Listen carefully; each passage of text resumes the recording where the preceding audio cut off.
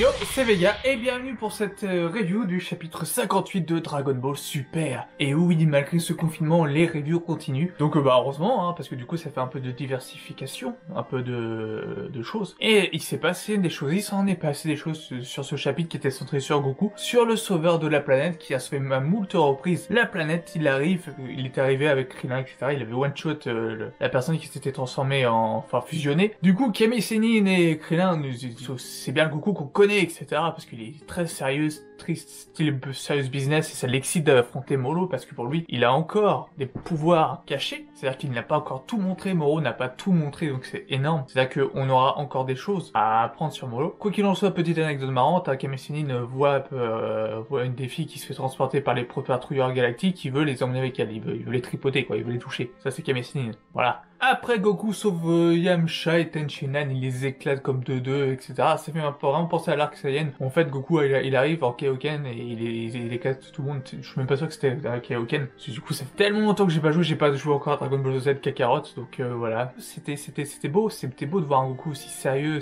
et aussi imposant. Ça fait longtemps qu'on n'avait pas eu un Goku aussi imposant. Je parle pas de l'arc de survie de l'univers, c'était pas si imposant que ça. Et on voit le premier élan de courage de Jaco qui est un peu heureux, bon il a fait son peu heureux juste après, mais il a fait un élan de courage en demandant à Sagampo qu'est-ce qu'il faut avec Moro. Il répond tout simplement que il lui donne des pouvoirs pour plus être prisonnier par des gens comme eux, tout simplement, et que du coup il va l'éclater. Et là Jaco il se refait non mais je suis pas là. Mais élan de courage de Jaco à noter parce que c'était vraiment pas mal et du coup forcément Goku apparaît, mais sauf que personne ne le voit. Personne ne le voit à part Molo, Gohan le voit pas, Piccolo le voit pas, Jaco le voit, voilà. Mais il dit c'est pas parce que du coup j'arrive à le voir que je me bats comme ça. Hein. Il va tellement vite Goku, il va à une vitesse tellement supersonique, ultrasonique. Je m'en souviens que dans les premiers tomes de Dragon Ball, c'est que du coup à un moment donné ils allaient tellement vite, tellement rapide que du coup on disait qu'on n'arrivait plus à les voir, qu'un humain normal n'arrivait pas à les voir directement. Et là c'est pareil, l'ultra instinct, enfin voilà, c'est les prémices de l'ultra instinct, c'est tellement cheaté que du coup même Piccolo, même Gohan n'arrivent plus à suivre les mouvements grâce à leur propre vue. Ils sont même dépassés, même un Saiyan est dépassé. Un mec est aussi dépassé par ça. C'est assez énorme. Donc Goku se montre confiant face à Molo, mais Molo, il a envie que Sagampo continue à se battre, et donc Sagampo, il a toujours envie de se battre, et donc plus le combat va continuer contre Goku, etc., plus Molo va lui donner des pouvoirs à Sagampo, et Sagampo va pas du tout maîtriser tout ça. Je veux dire, son potentiel à lui, il va avoir trop d'énergie pour lui, il explose même à la fin tellement qu'il a trop d'énergie en lui, trop de puissance.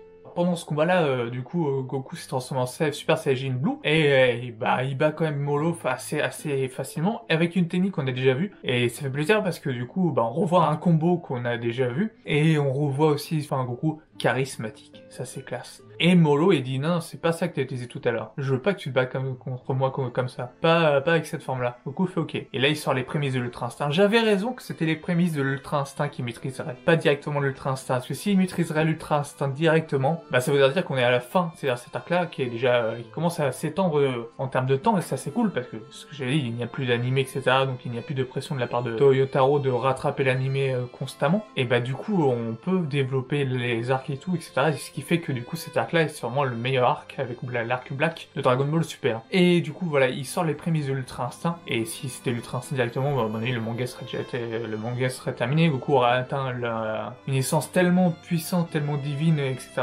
Même Molo reconnaît et devient sérieux en disant ça c'est pas humain quoi. Ouais, ça c'est technique des dieux.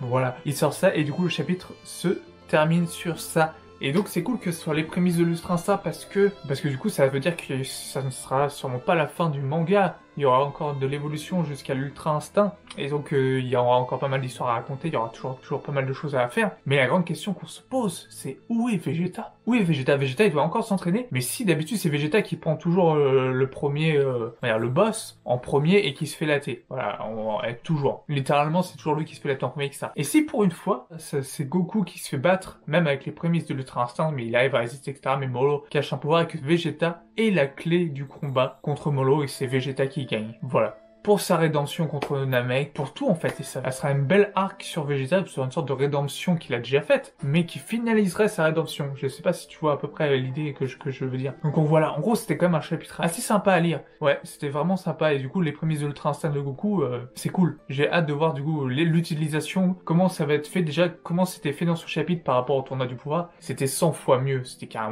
100 fois mieux dans ce chapitre là que dans le tournoi du pouvoir, alors que là on n'a pas vu quoi. On a juste vu à la fin, et au début, en mode invisible. Et c'est tellement mieux amené, tellement mieux fait que du coup je préfère largement dans ce chapitre-là que dans le tournoi du pouvoir contre Gillen. Et on espère du coup un beau combat pour le prochain chapitre et voir enfin du Vegeta, parce que ça fait 2 chapitres que on se pose la question. Vegeta, tu fous quoi là? On t'attend, moi je veux voir ta technique, c'est le Vegeta. Plus qu'on a de chapitres de DBS, moi je vais pas cracher dans la soupe, hein, moi je suis content. Donc voilà, n'hésitez pas à liker et à dire ce que vous en avez pensé en commentaire de l'épisode. Sur ce, moi je vous dis à la prochaine, ciao.